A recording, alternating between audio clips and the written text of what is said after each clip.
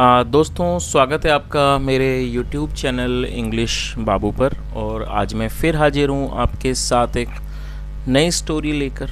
और दोस्तों आज जो स्टोरी मैं आपके लिए लेकर आया हूँ ये एक मॉरल स्टोरी है, बहुत ही इंटरेस्टिंग स्टोरी है। और इस स्टोरी में आपको कई सारे नए इंग्लिश के वर्ड मीनिंग सीखने को मिलेंगे, उनकी करेक्ट प्रोनाउंसिएशन के बारे में पता चलेगा। और हमेशा की तरह जो इसका ग्रामर का पार्ट है उसे बिल्कुल डिटेल में कवर करेंगे, तो एक एक स्ट्रक्चर को आप बहुत आसानी से सीख पाएंगे। तो चलिए दोस्तों आज की इस कहानी को हम शुरू करते हैं। और सबसे पहले कहानी का टाइटल देखते हैं। कहानी का टाइटल है द कनिंग जज। दोस्तों कनिंग एडजेक्टिव है जिसका मतलब होता है धूर्त, चालाक, उसे कनिंग कहा जाता है। द कनिंग जज मतलब कि चालाक या कह सकते हैं धूर्त। जज का मतलब है न्याय करने वाला, न्यायाधीश, मतलब कि चतुर न्यायाधीश। तो दोस्तों ये आज की इस कहानी का टाइटल है, शीर्षक है। और अब मैं इसे पढ़ना शुरू करता हूँ। आपसे रिक्वेस्ट है आप इस कहानी को बिल्कुल ध्यान से सुने। और यदि आज की स्टोरी में आपको कोई नया वर्ड, नया स्ट्रक्चर मिले तो आप उसे नोट भी ज़रूर करें। तो चलिए इसको शुरू करते हैं।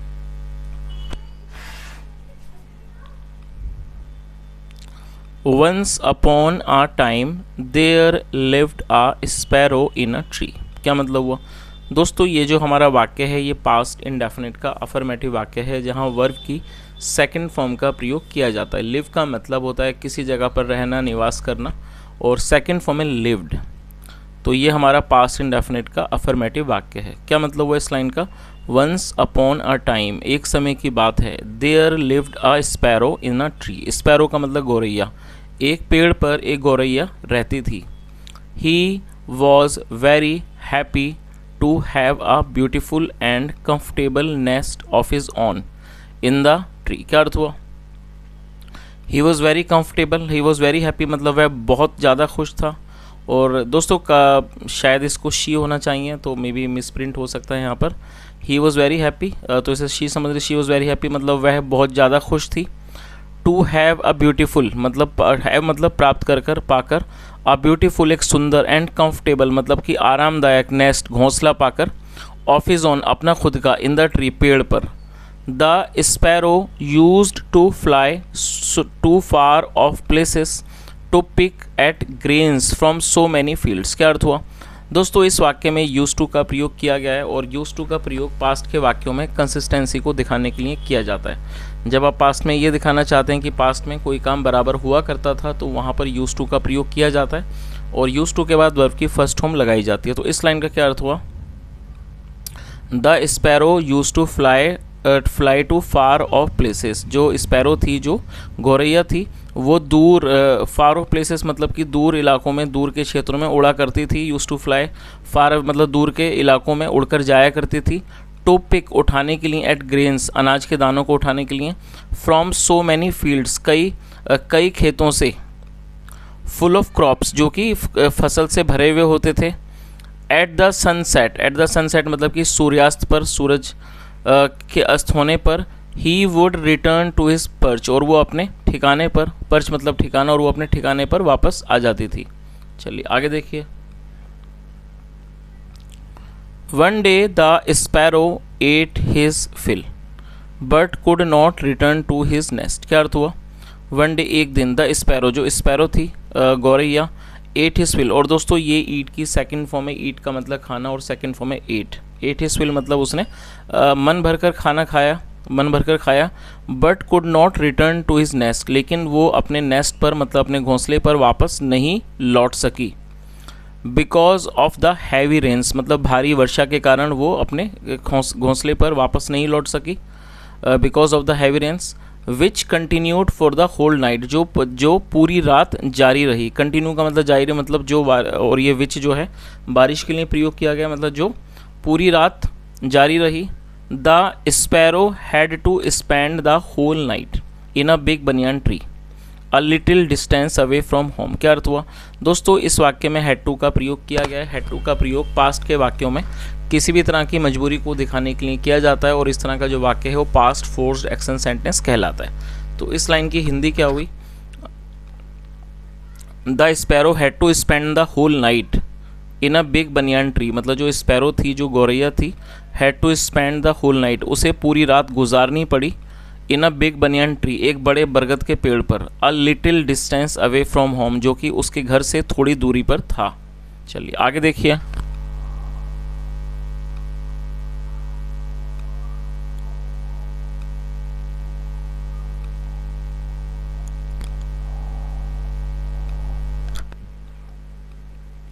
The next morning when the rain stopped and the sky became clear, मतलब नेक्स्ट मॉर्निंग मतलब जो अगली सुबह, वैन जब, द रेन स्टॉप्ड जब बारिश जो थी रुक गई, and the sky became clear और जो आकाश था, आसमान था, बिकेम क्लियर वो साफ हो गया, the sparrow return to his tree, जो स्पैरो थी, गौरैया थी, वो अपने पेड़ पर वापस लौटी। He was astonished to find a rabbit occupying his beautiful and comfortable nest। दोस्तों astonished का मतलब होता है हक्का बक्का रह जाना, अचंभित रह जाना, स्तब्ध रह जाना, उससे, और ये एडजेक्टिव है। He was astonished मतलब वो बहुत ज़्यादा हैरान हुई, स्तब्ध हुई, to find पाकर, a rabbit एक रैबिट को, occupying मतलब जिसने कब्जा कर लिया है, occupy मतलब कब्जा करना, his beautiful and comfortable nest उसके सुंदर और आरामदायक घोंसले पर। तो इस पूरी लाइन का क्या अर्थ हुआ कि उसे मतलब वो बहुत ज़्यादा स्तब्ध हो गई, हैरान हो गई इस बात को पाकर कि कोई जो रैबिट है, जो खरगोश है, उसने उसके सुंदर और जो आरामदायक घोंसला है उसके ऊपर उसने कब्जा कर लिया है, उसको घेर लिया है। The sparrow lost his temper, और दोस्तों ये हमारा पास्ट इंडेफिनिट का अफर्मेटिव वाक्य है। लूज की सेकंड फॉर्म होती है lost. The sparrow lost his temper, और लूज टेम्पर का मतलब होता है आपा खो देना। जो स्पैरो थी, गौरैया थी, उसने अपना आपा खो दिया। And spoke to the rabbit, और वो खरगोश से बोली, इट्स माई होम, ये मेरा घर है, यू आर सिटिंग इन, जिसमें आप बैठे हुए हो, please quit this place at once. और क्विट का मतलब दोस्तों आप नोट कर सकते हैं, क्विट मतलब खाली कर देना, छोड़ देना। Please quit this place at once मतलब कि तुरंत इस जगह को खाली करो। चलिए आगे देखिए।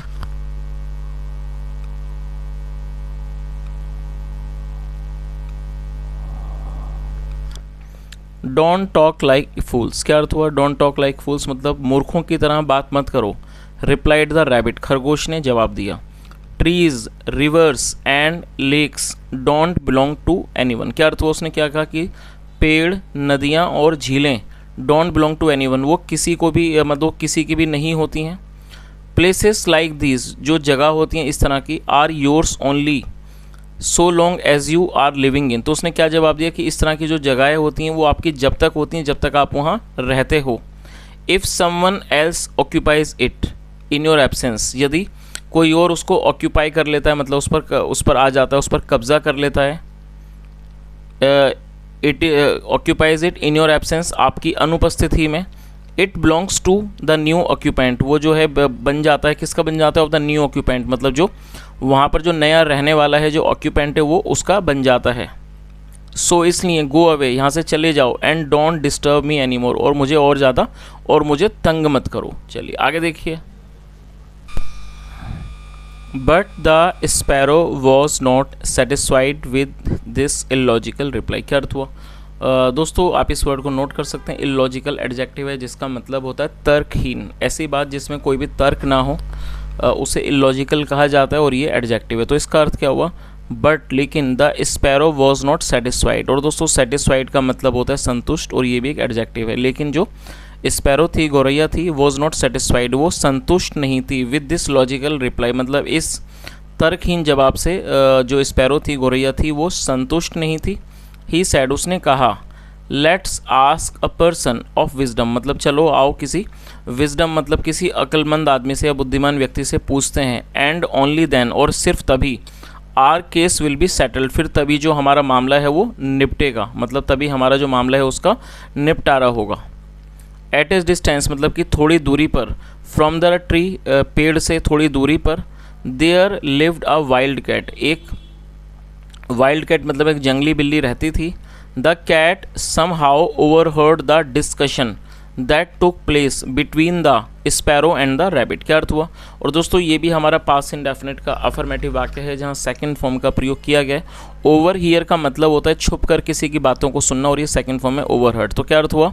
द कैट जो बिल्ली थी, समहाउ उसने कैसे भी करके, ओवरहर्ड मतलब चुपके से सुन लिया, द डिस्कशन ये इस चर्चा को सुन लिया, दैट टुक प्लेस मतलब जो हुई, between the sparrow and the rabbit. तो इस पूरी लाइन का क्या अर्थ हुआ कि जो बिल्ली थी उसने किसी भी तरह से ये जो चर्चा थी जो इस गौरैया और खरगोश के बीच में हुई उसको किसी तरह से उसने चुपके से सुन लिया। The cat immediately thought of a plan, और ये थिंक की सेकंड फॉर्म में थॉट, जो कैट थी बिल्ली थी उसने जल्दी से एक योजना के बारे में सोच लिया। टुक अ होली डिप, और उसने एक डुबकी लगाई इन द रिवर, मतलब took a holy dip in the river, उसने एक होली डिप का मतलब होता है पवित्र डुबकी या कह सकते हैं। उसने एक मतलब कि डुबकी लगाई कहाँ पर? नदी में, in the river. And then sat like a priest, और दोस्तों ये सिट की सेकंड फॉर्म में, सिट मतलब बैठना, सेकंड फॉर्म में sat, and sat like a priest, और एक पुजारी की तरह बैठ गई। And began chanting god's name, और दोस्तों गॉड के बाद एपेस्ट्रॉफी है जिसका अर्थ होता है काके की, गॉड्स नेम मतलब ईश्वर का नाम, चैंट का मतलब होता है पुकारना। एंड बिगेन चैंटिंग, और वो पुकारने लगी गॉड्स नेम ईश्वर के नाम को, इन ए लाउड टोन एक ऊंचे स्वर में पुकारने लगी। When the rabbit and the sparrow heard the cat chanting God's name, जब ये जो रैबिट मतलब खरगोश और स्पैरो ने, गौरैया ने सुना द कैट बिल्ली को चैंटिंग गॉड्स नेम की वो ईश्वर का नाम पुकार रही है, दे अप्रोच्ड हिम, अप्रोच होता है किसी के पास जाना, दे अप्रोच्ड हिम वो उसके पास गए, विद अ होप इस उम्मीद से, टू गेट इम्पार्शियल जस्टिस। दोस्तों इम्पार्शियल एडजेक्टिव है जिसका अर्थ होता है निष्पक्ष, मतलब वो एक निष्पक्ष न्याय की उम्मीद से उसके पास गए। एंड रिक्वेस्टेड, और उससे अनुरोध किया, रिक्वेस्टेड हिम उससे अनुरोध किया, to pass a judgement in the matter, मतलब कि वो इससे अनुरोध किया वो इस मामले में एक जजमेंट, एक निर्णय दे। चलिए आगे देखिए।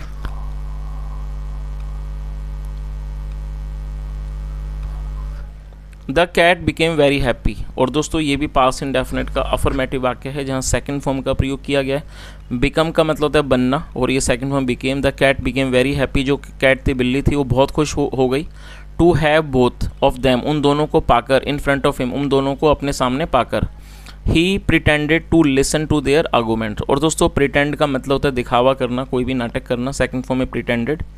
ही pretended to listen to their arguments, और उसने इस चीज़ का दिखावा किया, उसने उनके आर्गूमेंट्स का, उनकी बहस को सुनने का उसने दिखावा किया। बट लेकिन as soon as the right opportunity came, लेकिन जैसे ही एक अच्छा अवसर आया, the cat pounced upon both of them, जो बिल्ली थी वो उन दोनों पर उसने छलांग मार दी।